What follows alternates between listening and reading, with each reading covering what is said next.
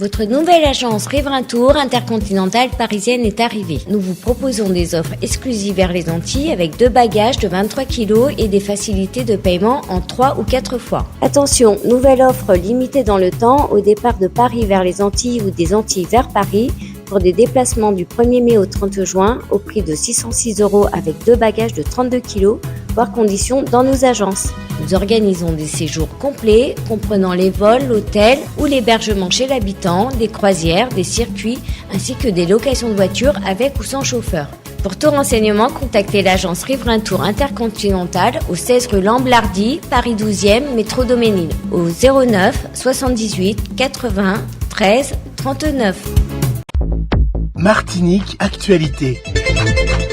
Ont été distribués aux papas qui travaillent à la ville de Fort-de-France.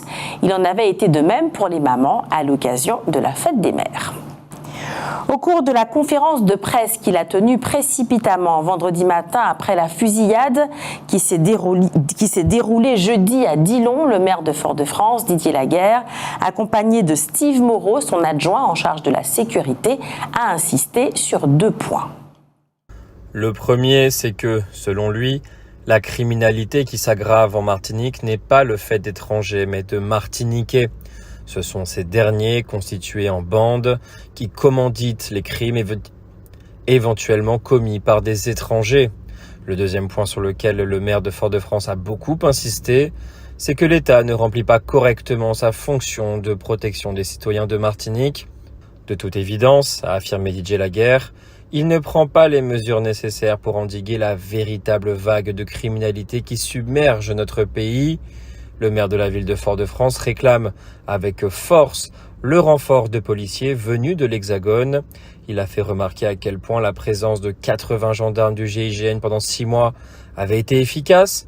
De son côté, Serge Letchimy, le président de la collectivité territoriale de Martinique, a rappelé que le ministre de l'Intérieur, Gérald Darmanin, avait promis de créer 4 brigades de gendarmerie au Marigot, au Carbet, aux Anses d'Arlay et à Saint-Pierre.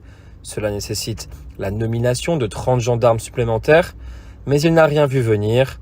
Le président du conseil exécutif de la CTM affirme que la sécurité sera au cœur des discussions lors du comité interministériel des Outre-mer, le CIOM, qui va se dérouler le 3 juillet.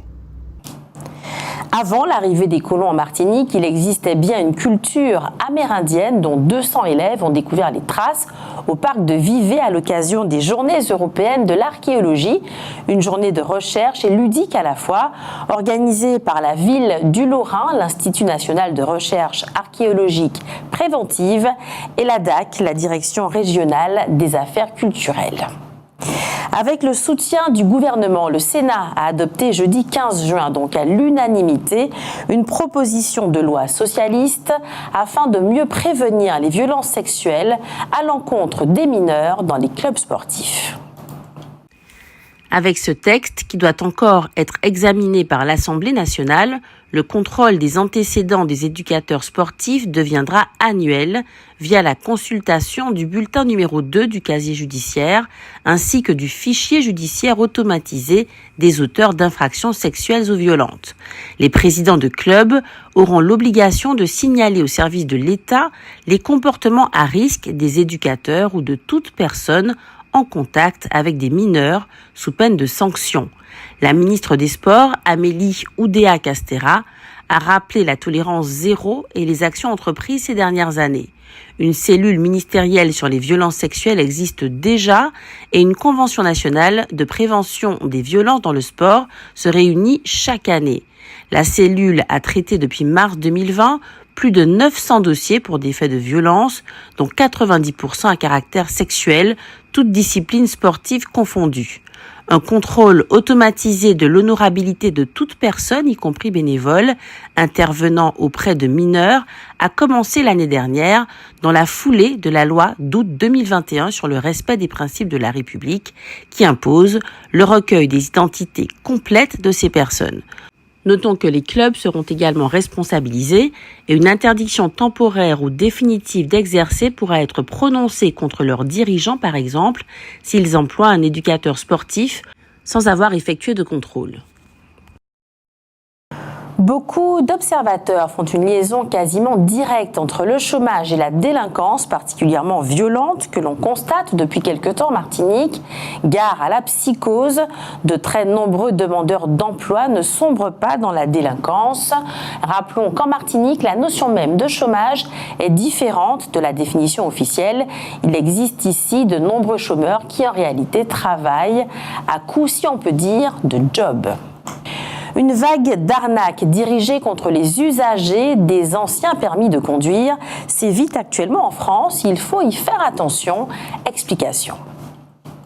L'association UFC Que Choisir a en effet donné l'alerte mercredi 14 juin dernier concernant des messages frauduleux qui invitent les propriétaires des permis roses et cartonnés à les remplacer immédiatement par les nouvelles versions de la taille d'une carte de crédit plastifiée sous peine d'une grosse amende.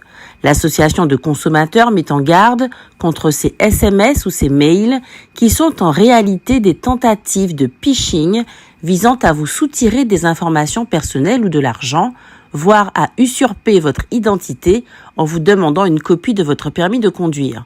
Pour l'instant, les détenteurs des anciens papiers roses peuvent les conserver et ne sont pas obligés de passer à la nouvelle version puisqu'ils sont valides jusqu'au 19 janvier 2033. Les démarches visant à remplacer l'ancienne version par la nouvelle ne sont pas encore connues. Seul le vol, la perte, le changement d'état civil ou la détérioration du document justifient actuellement une demande de renouvellement. Les usagers ne doivent donc absolument pas répondre aux messages frauduleux. En cas de doute, il suffit de consulter le site de l'ANTS, l'Agence nationale des titres sécurisés, qui reste seule en charge de toutes les procédures liées au permis de conduire. Ce soir, lundi 19 juin, les élèves des ateliers d'instruments à cordes du CERMAC donneront un spectacle de fin d'année à 18h30 au Grand Carbet du parc Aimé-Césaire. Mercredi, le 21 juin, jour de la fête de la musique, le CERMAC propose un programme spécial intitulé Archipel Caraïbes au même endroit avec à 18h30 les ateliers de style pan de Jean-Michel Calmeau. À 20h30, Imelda et Malou Beauvoir présenteront des chants traditionnels haïtiens, toujours au Grand Carbet.